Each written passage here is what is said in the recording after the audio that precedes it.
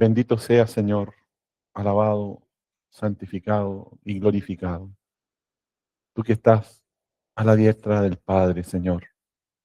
Hoy día nos postramos a tus pies, rogando tu misericordia, Señor, bendito y alabado. Estos tiempos difíciles que tú los has llevado con gran gloria, Señor, y veremos pronto tu victoria, porque tú eres un gran vencedor. Sabemos que tú nos estás tratando a cada uno de nosotros para dejar lo que aún queda del viejo hombre, para poder decir con nuestra boca que tenemos un Señor para siempre. Alabado sea. Amén. Esta palabra la hemos titulado El corazón religioso. Y vamos a leer en Lucas 11, del versículo 37 al 54.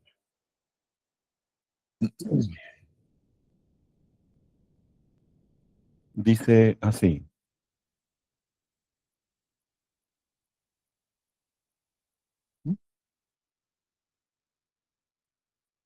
Amén. Lucas 11, versículos 37 al 54, que es la escena donde Jesús acusa a los fariseos y a los intérpretes de la ley. ¿Mm?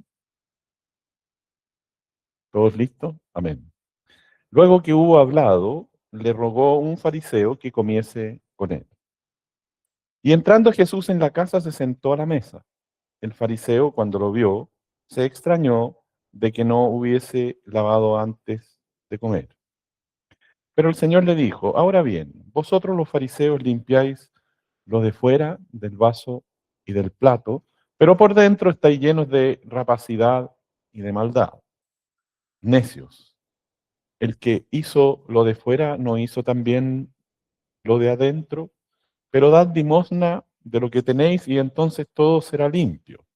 Mas ay de vosotros, fariseos, que desmáis la menta y la ruda y toda hortaliza, y pasáis por alto la justicia y el amor de Dios. Esto os era necesario hacer sin dejar aquello. Ay de vosotros, fariseos, que amáis las primeras sillas en las sinagogas y las saturaciones en las plazas. Ay de vosotros, escribas y fariseos, hipócritas, que sois como sepulcros que no se ven, y los hombres que andan encima no lo saben. Respondiendo uno de los intérpretes de la ley le dijo: Maestro, cuando dices esto también nos afrentas a nosotros. Y él dijo: ay de vosotros también, intérpretes de la ley, porque cargáis a los hombres con cargas que no pueden llevar, pero vosotros ni aun con un dedo las tocáis. Ay de vosotros, que edificáis los sepulcros de los profetas, a quienes mataron vuestros padres, de modo que sois testigos y consentidores de los hechos de vuestros padres, porque a la verdad ellos los mataron y vosotros edificáis sus sepulcros. Por eso la sabiduría de Dios también dijo: les enviaré profetas y apóstoles, y de ellos a unos matarán y a otros perseguirán, para que se demande de esta generación la sangre de todos los profetas que se ha derramado desde la fundación del mundo, desde la sangre de Abel hasta la sangre de Zacarías, que murió entre el altar y el templo. Si os digo que será demandada de esta generación. Ay de vosotros, intérpretes de la ley, porque habéis quitado la llave de la ciencia. Vosotros mismos no entrasteis, y a los que entraban se los impedisteis. Diciéndoles él estas cosas, los escribas y los fariseos comenzaron a estrecharle en gran manera y a provocarle a que hablase de muchas cosas, acechándole y procurando cazar algunas palabras de su boca para acusarle. Amén.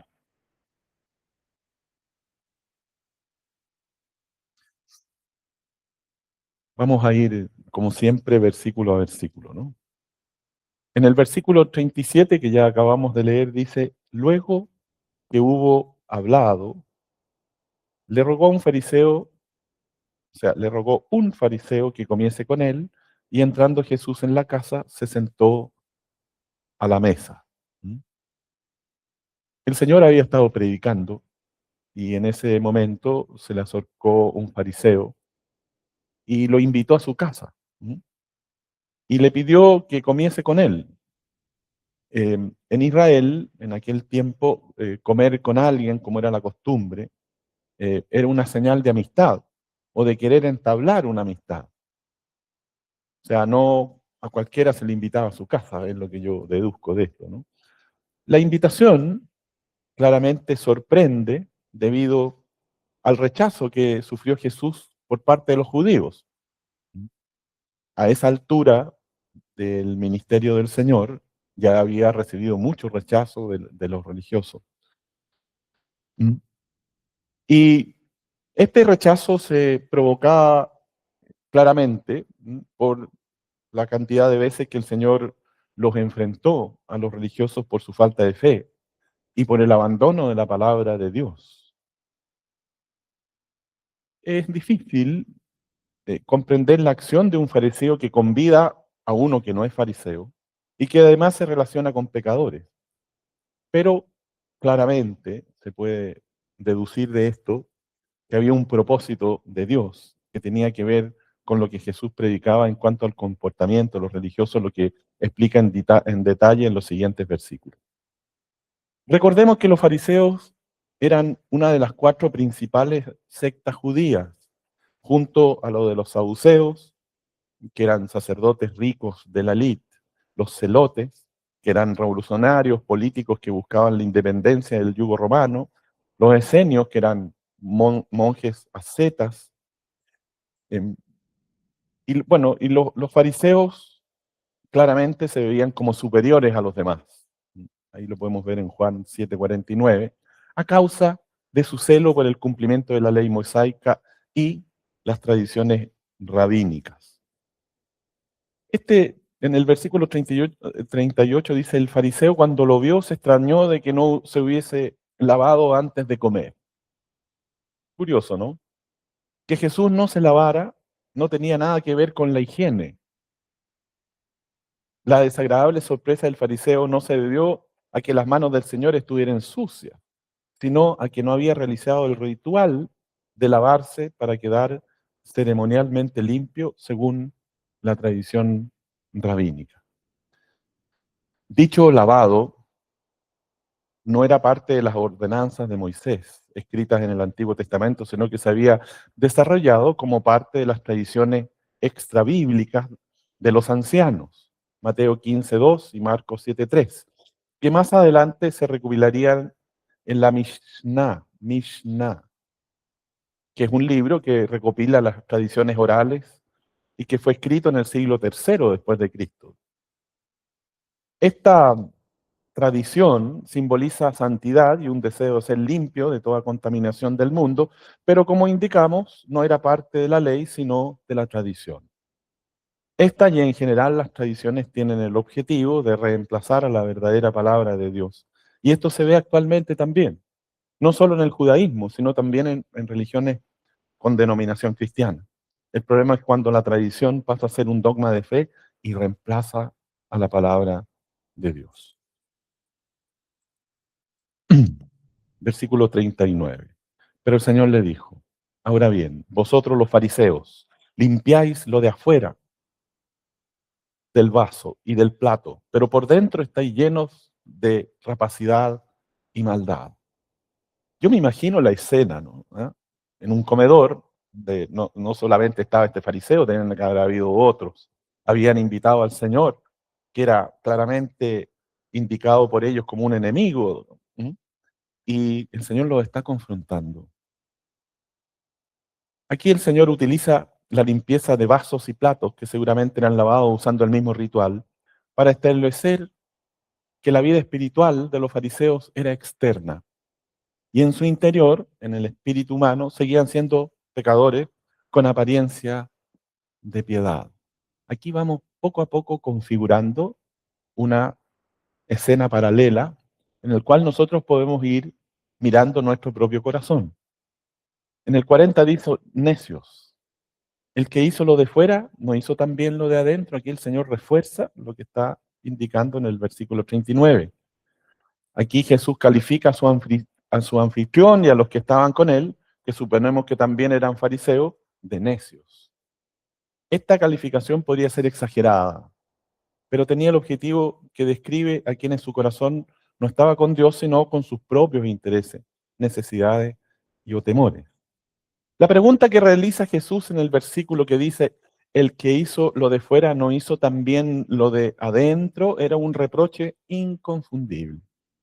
Creer que el Dios Santo se ocuparía solo de que se observaran rituales externos y no lo espiritual era claramente muy insensato. Solo obra de necios que no podían ver la obra de santidad del Dios vivo y menos a su Hijo que tenían frente a ellos. Recordemos al apóstol Pablo, quien fuera fariseo, Hechos 23:6, resumió la enseñanza del Antiguo Testamento cuando escribió, es judío el que lo es en el interior y la circuncisión es la del corazón en espíritu, no en letra, la alabanza del cual no viene de los hombres, sino de Dios. En Romanos 2:29. El religioso solo puede ocuparse de lo externo, ya que no conoce la obra que Dios hace en el hombre interior por haber cambiado la luz del Dios vivo por doctrinas de hombres.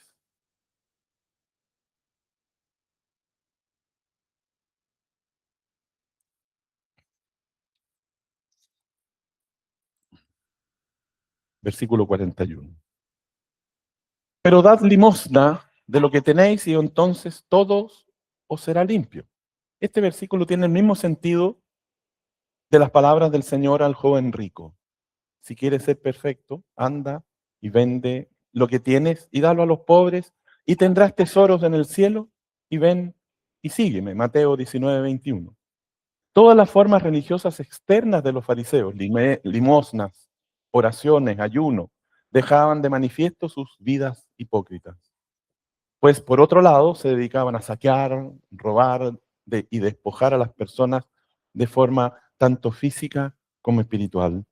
Aquí vemos en este versículo que la vida religiosa superficial que llevaban los fariseos estaba siendo expuesta por el Hijo de Dios, donde los conmina al menos a dar lo que tienen, que en definitiva ni lo que tienen estarían dispuestos a desprenderse porque sus corazones están en las posesiones y no en la vida de santidad que Dios les pide. Aquí claramente vemos un choque muy fuerte entre el corazón religioso que vive por lo externo y lo que el Señor quiere para cada creyente. Y después viene una serie de ayes, que son muy importantes en este relato. Mas ay de vosotros, fariseos, que desmeáis la menta y la ruda y toda hortaliza y pasáis por alto la justicia y el amor de Dios. Esto os era necesario hacer sin dejar aquello. Este es el primero de los ayes que Jesús dirigió a los fariseos mientras pronunciaba su juicio sobre el enfoque insensato, pecaminoso y simplista de ellos. Los fariseos tenían por verdad espiritual. Es importante destacar que estos ay no es una expresión sentimental que denota tristeza, sino una declaración de juicio. ¿Mm?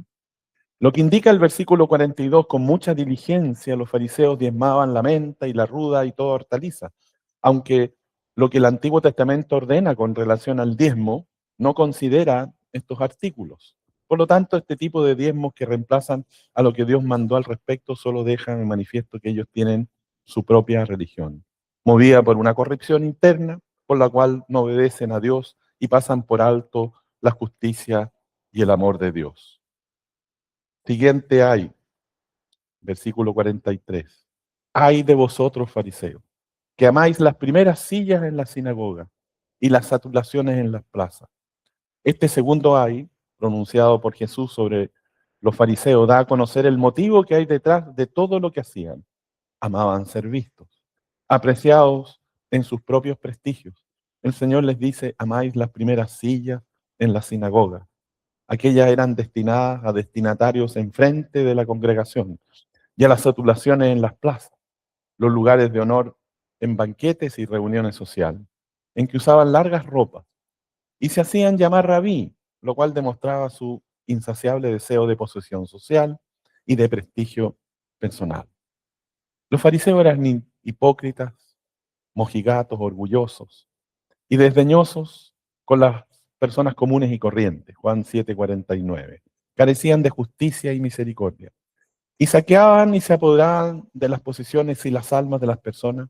Sin embargo, querían ser amados, admirados, referenciados, respetados, y se colaban en una elevada posición por encima de todos los demás. Veamos cómo Jesús va dejando de manifiesto el corazón malvado de los religiosos y sus pretensiones alejadas de todo propósito de Dios. 44. Ay de vosotros, escribas y fariseos. Aquí incorpora a los escribas, ¿no? Hipócritas, que soy como sepulcros que no se ven, y los hombres que andan encima no lo ven. Aquí tenemos el tercer ay. A pesar de la apariencia externa de santidad que exhibían los religiosos, Jesús los comparó con sepulcros que no se ven, y de los cuales los hombres que andan encima de esa sepultura no están conscientes. Lo que les dice Jesús a los religiosos es un símil a la vida religiosa que percibe que está sobre la verdad, porque cumple mandamientos y realiza acciones personales para agradar a Dios y no se da cuenta que sus acciones son anatema contra Dios. Es importante agregar que la ley del Antiguo Testamento prohibía tocar cadáveres, números 19, 11 al 22, o tumbas, número 19, 16. Y quienes lo hacían quedaban ceremonialmente impuros. Por lo tanto, las tumbas en Israel se debían marcar claramente para que las personas no las tocaran inadvertidamente y se contaminaran. Al haber llevado al pueblo por el mal camino, los fariseos eran como tumbas marcadas que profanaban las almas de quienes entraban en contacto con ellos. Aquí lo profundo que el Señor está mostrando es la muerte, una vida muerta para Dios, que se cubre de lo externo, de lo que llama la atención, que toma poderes y los utiliza en su propio beneficio. A veces nosotros, cuando hablamos del corazón religioso, tenemos una tendencia claramente a mirar hacia afuera, ¿no? ¿Dónde están los corazones religiosos? Y se nos vienen a la mente muchas veces eh, muchas congregaciones cristianas, digamos, que obedecen reglas, normas y que tienen tradiciones que han reemplazado al Señor, etcétera, etcétera. Y nosotros las miramos con cierto juicio. ¿Mm? Lo que intenta el Señor aquí es meter su dedo en nuestro corazón y que nosotros podamos ver los lugares religiosos que hay en nuestra propia vida. ¿Mm? Y lo que aquí el Señor le está diciendo claramente a los fariseos, no sea lo que el Señor nos diga alguna vez a nosotros, que aún hay muerte, que Él nos entregó vida y nosotros hemos eh, filtreado, por decirlo de alguna manera, con la muerte del viejo hombre. El camino del Señor, el camino que el Señor nos ha puesto a nosotros en este tiempo, este peregrinar para un día llegar a la resurrección, eh, es claramente dolorosa y el Señor nos está tratando a cada uno de nosotros. Hemos sufrido en el último tiempo, muchos de nosotros, grandes tribulaciones, pero esas tribulaciones tienen un propósito, que es establecer la posibilidad que podamos ver con claridad nuestro corazón religioso y que Cristo sea único en nosotros y en primer lugar. No estoy hablando de solo Jesús porque nosotros somos trinitarios, pero sí mirando a Cristo en cada paso que nosotros damos. Lo que el Señor está haciendo con estos religiosos es claramente terrible. ¿Mm? Los está confrontando de una manera espantosa, digamos, pero necesaria. De la misma manera que el Señor nos va confrontando a nosotros, paso a paso. A veces creemos que las tenemos todas o que las hacemos todas y todo lo que hacemos está bien y puede ser real. ¿Mm? Pero el Señor se va metiendo en nuestra vida y nos va confrontando con lo que aún arrastramos como lastres de la vida vieja, ¿m? para que no quede ninguna evidencia del viejo hombre y podamos ser completos de Cristo. Versículo 45. Respondiendo uno de los intérpretes de la ley le dijo: Maestro, cuando dices esto, ¿también nos afrentas a nosotros? Por lo que indica este versículo, además de fariseos, había intérpretes de la ley en la comida a la cual había sido invitado el Señor. Recordemos que los intérpretes de la ley eran expertos en la interpretación y aplicación de la ley mosaica y rabínica, por lo general, pero no siempre eran fariseos, podían ser de otro tipo de sectas. Cuando él dice respecto a lo que Jesús le había expuesto a los fariseos: Maestro, cuando dices esto, ¿también nos afrentas a nosotros? Deja de manifiesto que el intérprete de la ley se sintió aludido por las palabras de Jesús, pero probablemente se sentía mejor que otros religiosos, por lo que se vieron aparte de ellos. Bueno, nosotros también estamos metidos en lo que tú estás diciendo. ¿Mm? El Señor, yo creo que aquí no hace acepción de personas. El Señor está tratando con cada uno de nosotros. ¿Y nos gusta el trato? Yo les voy a decir, hermanos, que a mí no me gusta el trato. ¿Mm? Pero qué necesario ha sido el trato. ¿Mm? Cuando nosotros empezamos a mirar hacia atrás y vemos lo que éramos y lo que el Señor ha construido en este tiempo, con fuego y agua, como la fragua. ¿Mm? ¿Algunos saben lo que es la fragua? Los que venimos del campo sabemos lo que es la fragua. El lugar donde se calentaba a fuego el fierro, los metales, para poder construir cosas, digamos, ¿eh? Como hachas, asadones y cosas por el estilo. Y se hacía poniendo el fierro en un carbón en el cual con un sifón se iba llegando a poner rojo, ¿eh? Y después se sacaba, se golpeaba, agua, ¿eh? Para ir endureciendo el metal, nuevamente al rojo vivo, otro golpe, y eso es lo que el Señor ha ido haciendo con nosotros en este tiempo. Y Él le dijo: ay de vosotros también, intérpretes de la ley, porque cargáis a los hombres con cargas que no pueden llevar, pero vosotros ni aún con un dedo las tocáis. El primer ay dirigido a los intérpretes de la ley deja de manifiesto la falta de poder de la falsa religión de los intérpretes de la ley para aliviar los corazones cargados con el pecado. Incluso la ley de Moisés solo puede dar a conocer a las personas cuán pecadores son, pero no tiene poder para cambiar el corazón. Veamos lo que dice Romanos 3:20 al respecto. Ya que por las obras de la ley ningún ser humano será justificado delante de él, porque por medio de la ley es el conocimiento del pecado. O sea, la obra que hace la ley es dejar en evidencia que somos pecadores, porque ni el más santo la pudo cumplir. Y el apóstol Pablo refuerza lo indicado en Romanos 3:20, que leímos, indicando que lo que es imposible para la ley, Dios envió a su Hijo, el que tomó forma de pecado y nos salvó para siempre. Veamos lo que dice el apóstol en Romanos 8:3. Porque lo que era imposible para la ley, por cuanto era débil por la carne, Dios, enviando a su Hijo, en semejanza de carne de pecado, y a causa del pecado, condenó al pecado en la carne. La carga que no puede llevar o no pueden llevar los hombres es la salvación por las obras y el cumplimiento de la ley, la que ni el más santo la pudo cumplir. Pero hoy día nosotros tenemos la vida del Señor. ¿Mm? Una vez una hermana me preguntó que cómo yo podía saber si era nacido de nuevo. Buena pregunta, ¿no? Difícil de responder, ¿no? ¿Ah? Porque uno inmediatamente se mira a sí mismo y se ve mal, digamos. ¿Ah? ¿Cómo le respondo? ¿Ah? Si me ha visto en situaciones no muy santas. Pero bueno, el Espíritu Santo me dio la respuesta. Antes yo no me daba cuenta cuando pecaba y ahora sí. Qué simple, ¿no? ¿Ah? ¿No les pasa a ustedes, hermanos? Qué simple, porque uno puede decir, bueno, yo me miro a mí mismo y claro, todavía me quedan algunas cosillas y más de alguna del viejo hombre. Y como le digo a la hermana: ah, no, yo soy nacido de nuevo y saco pecho, ¿no? Es simple. Hoy día nos damos cuenta cuando pecamos.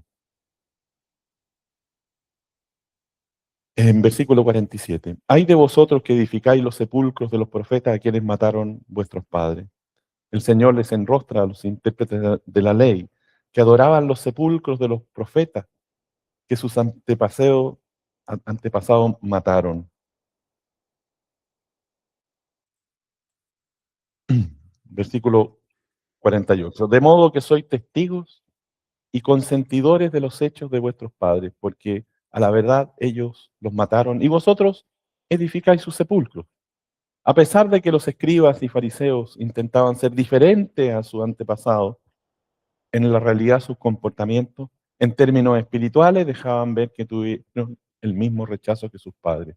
La única manera de honrar realmente a los profetas no era adornarle las tumbas, sino obedecer la palabra de Dios, lo que era evidente que los escribas y fariseos no hacían. Recordemos que la ley fue puesta para el hombre natural y el hombre natural fracasó.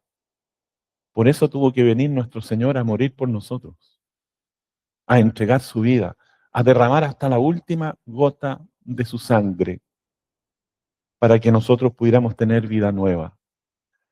Y la condenación que llevaba el hombre natural quede estampada en la cruz del Calvario, donde nuestro Señor muere, luego resucita al tercer día, asciende a los cielos y hoy día está sentado a la diestra del Padre. Y esa también es una realidad para todo creyente.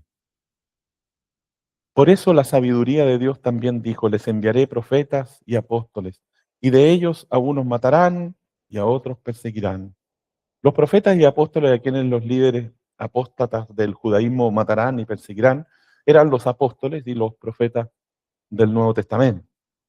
Versículos 50 y 51. Para que se demande de esta generación la sangre de todos los profetas que se ha derramado desde la fundación del mundo, desde la sangre de Abel hasta la sangre de Zacarías, que murió entre el altar y el templo, si os digo que será demandada de esta generación. Aquí el Señor le da a conocer una profecía que es la destrucción de Jerusalén, que ocurrirá en el año 70 después de Cristo. Esto es el juicio de Dios sobre el pecado de Israel. Cuando se refiere a la sangre de Abel hasta Zacarías, el Señor está contando a todos los mártires del Antiguo Testamento que murieron por hacer la voluntad de Dios. Aquí el Señor está llegando a una conclusión bien terrible, ¿m? Que el religioso es asesino. ¿M? No es un asesino que vaya con metralleta a matar gente, no. ¿M?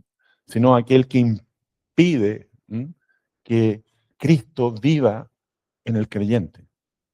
Aquel que pone todos los argumentos para separarnos de Cristo, ¿m?, a través de las tradiciones, a través del cumplimiento de la ley, ¿ah?, por las fuerzas de la carne.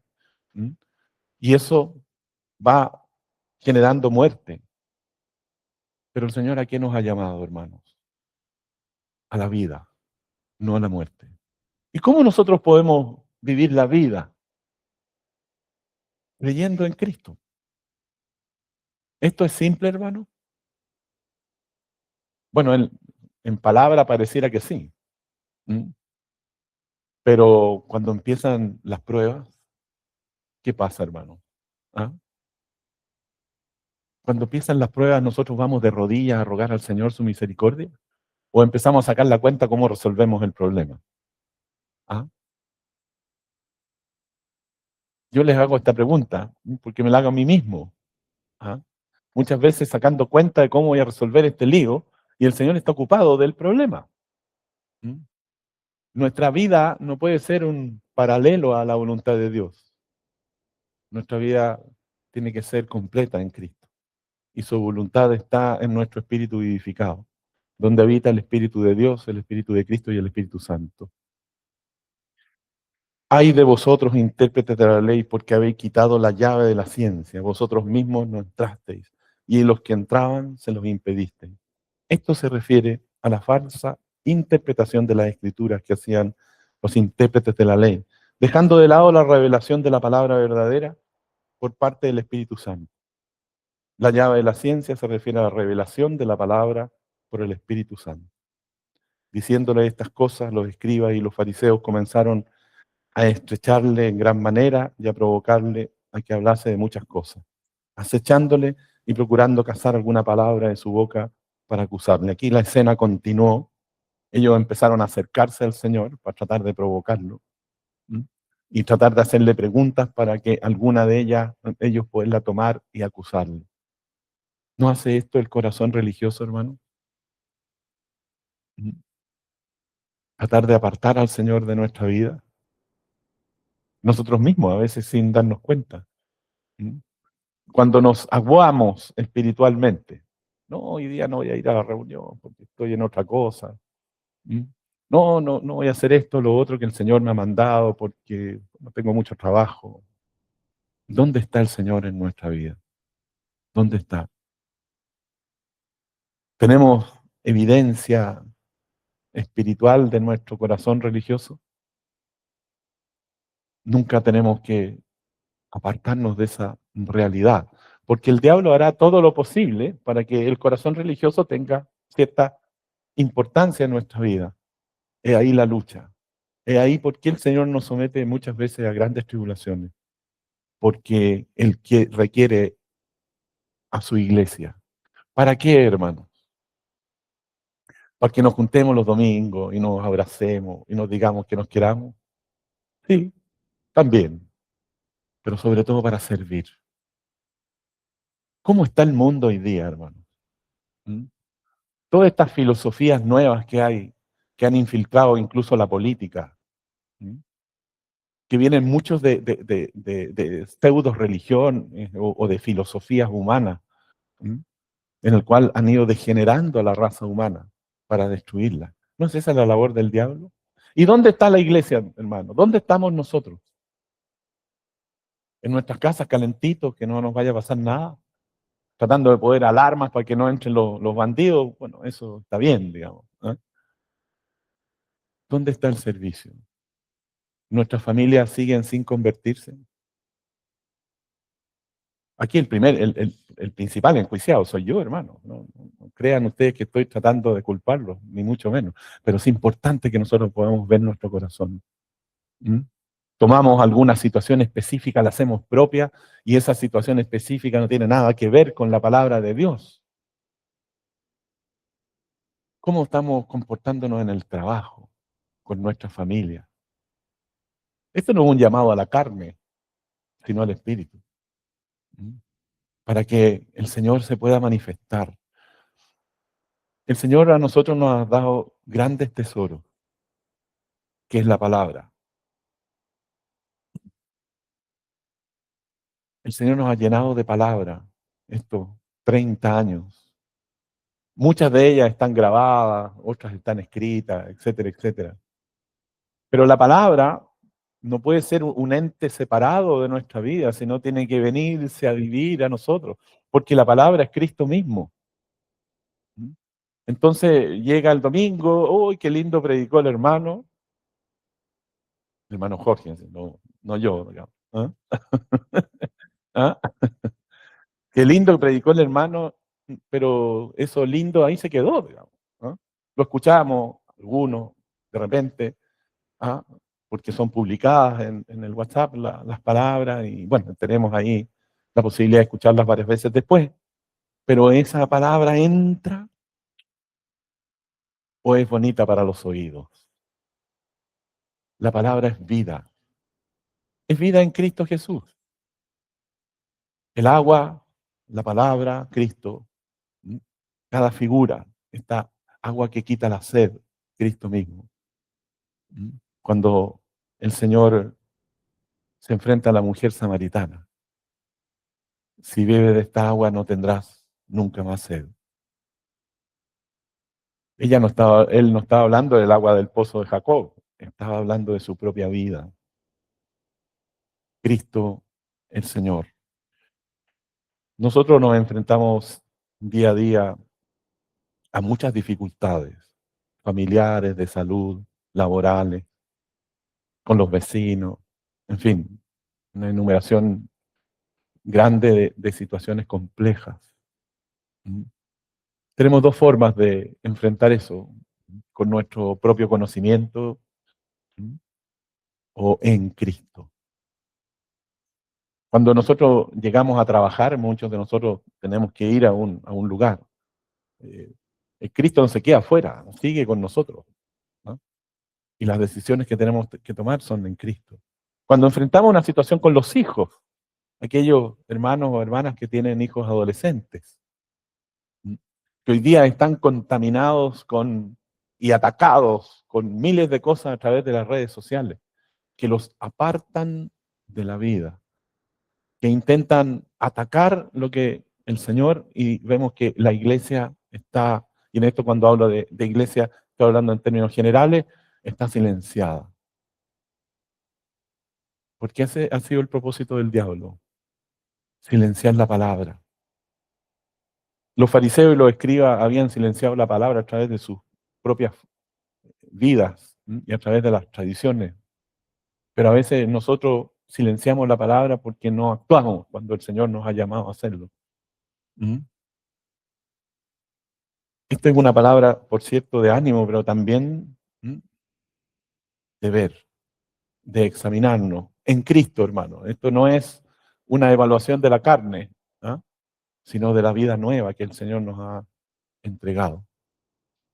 No actuar como aquel niño, que a mí me tocó verlo, que los papás le regalaron un auto a pedales, pero que venía en una caja muy grande. ¿Mm? Y el niño, que debe haber tenido unos 5 o 6 años, cuando sacaron de la caja el auto a pedales, lo dejó a un lado y se dedicó a jugar con la caja. ¿Ah? Y estaba fascinado con la caja y el auto lo dejaron a un lado. ¿Mm? Cuando el Señor nos ha presentado la palabra de vida, es el auto a pedales, hermano. ¿Ah? Y todos los conceptos nuestros, y si nos gustó o no nos gustó, y esto me parece que sí, y esto me parece que no, es la caja. Y a veces jugamos con la caja y no con el auto a pedales. ¿Mm? El Señor nos está llamando a vivir en Él. Amén. Alabado sea el Señor.